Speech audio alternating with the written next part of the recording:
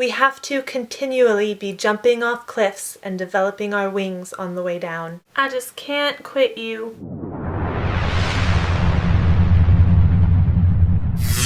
Hello! It is day 12 of NaNoWriMo, and today's word count goal is 20,000 words. 20,000 words! 20,000 words! So many words! I broke 20,000 words last night. 20K, I broke it. My bar graph says I was behind for a day, but what the NaNoWriMo bar graph doesn't understand is that the day does not end until I go to sleep. And sometimes, like last night, that doesn't happen until 4 in the morning. And I almost skipped writing. Like, I woke up at 8 in the morning yesterday, I had a long day, I was tired, the vlog was a little bit late because I'm a bad person, and I didn't feel like writing. I didn't even get like caught up to everything until midnight, so it was like, okay, I can either start writing or I can sleep. And boy, sleeping sounded really good. Writing didn't sound good at all. But then I was like, no, I'm tough. I don't need sleep. I'll sleep in December. That's what December is for sleeping. November is for writing. And it's November now, so I'm gonna write. So I made midnight coffee and I wrote them words. I wrote all the words, not all of them. I wrote like 2,700 words though, 2,600 words. And I broke 20K, and then I slept, and it was like a fantastic, relieving sleep. This afternoon, when I woke up, my words for today, Monday, day 12, 20,000 words, they were already done. I already had all those words, and I felt great. So, if you're behind, here's my tip for you. Catch up. Nice pep talk, Kat. Catch up because it feels really good. You can do it. But really though, even if you don't want to write, even if you want to sleep or watch YouTube videos or play Halo 4 or anything, no matter what you want to do, just get the words done first. Like, make them a priority, because then afterwards you can mess around all you want and you won't feel guilty. It's awesome. Even if writing sounds terrible, just do it because you will feel good afterwards. I promise you will feel better afterwards. I mean, you might not like the words because you typed them at like 3 in the morning while you were falling asleep. I'm pretty sure the English language just hates me for those words because they barely resemble words, but I don't care. I'm still proud of them. They are words that I wrote. And even if they are terrible, even though they are terrible, I'm still proud of them. I'll say it again. I'm proud of my terrible words. Yeah! You would be proud of your words too if you had written them, but you didn't because you're watching YouTube instead of writing your words. You are such a slacker. Maybe. Some of you are good though. Some of you get your words done before watching YouTube. So, good job! Oh, and by the way, you guys, I counted, I mathed, and you know what? You know what?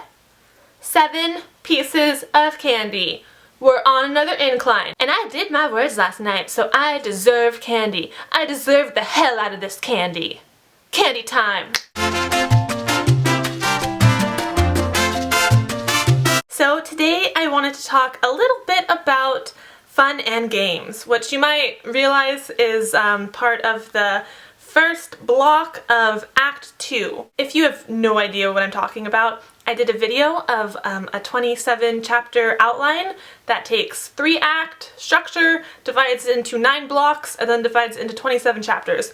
Watch this for more information about it, but only watch it if you're like interested in story structure, because it's just a PowerPoint presentation with me talking. Anyway, I haven't been talking much about like plot points this year as we go along because so many people are at so many different points of their stories. I wanted to make videos that like help everyone, not just videos that are directed at like the people who are at the 20,000 word count, like at the word goal for the day. But I still wanted to talk about it today because it's my favorite of the blocks. It's my favorite one. So the fun and games term I borrowed I ain't giving it back, I stole it shamelessly from Blake Snyder. He wrote this book called Save the Cat about screenplays, and he also created the Blake Snyder beat sheet, which is like a structure format for screenplays, which, you know, if you're interested in that kind of thing, Google it. There's lots more information online. I can't tell you much about it because I'm not that smart. But Google it. Google knows everything. I definitely recommend looking it up at least a little bit, because there is a lot that we can learn from different mediums of storytelling. Like, we're writing novels now. National Novel Writing Month. We're writing novels, right? But we're still just telling stories. We're storytellers, and there's so much about storytelling that we can learn from different mediums of storytelling. A novel is just one of these mediums. You can do some things in a book that you can never do in a movie,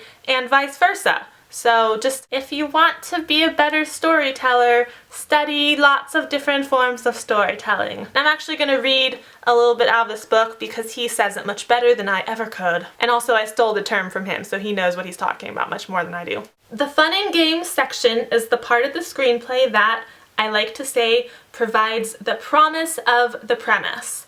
It is the core and essence of the movie's poster. It is where most of the trailer moments of a movie are found. And it's where we aren't as concerned with the forward progress of the story, the stakes won't be raised until the midpoint, as we are concerned with having fun. The fun and games section answers the question, why did I come to see this movie? What about this premise, this poster, this movie idea is cool? So now I'm going to throw some examples at you. Let's talk about my story first, because I'm a little narcissistic like that.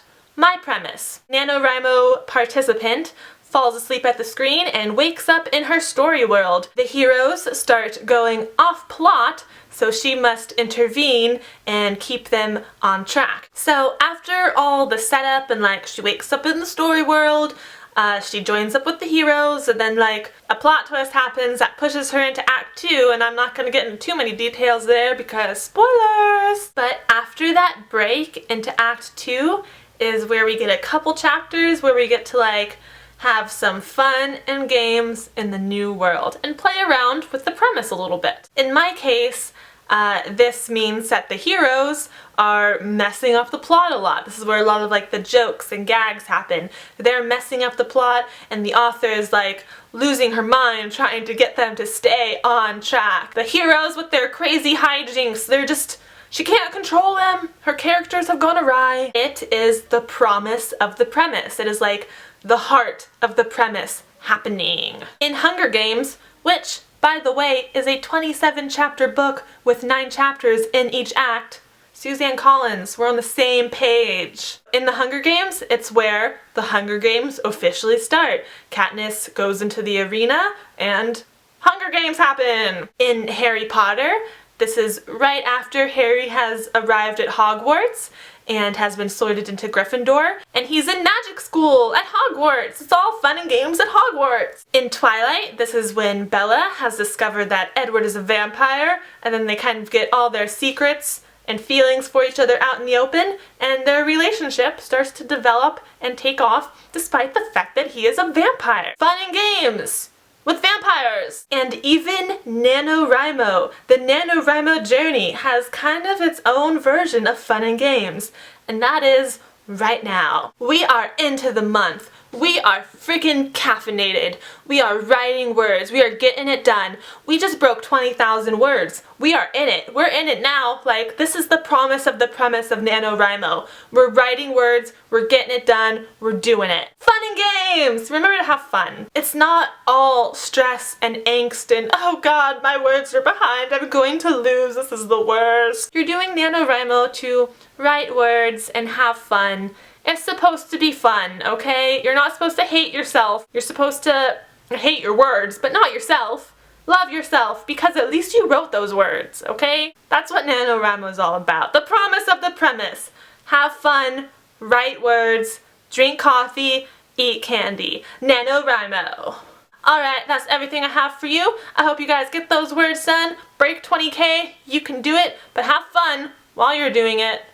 Or not. I mean, you can be all serious business and stuff, but it's more fun to have fun. Yeah, wise words from Kat. Alright, that's everything. I will see you guys tomorrow. Have a great night. Bye!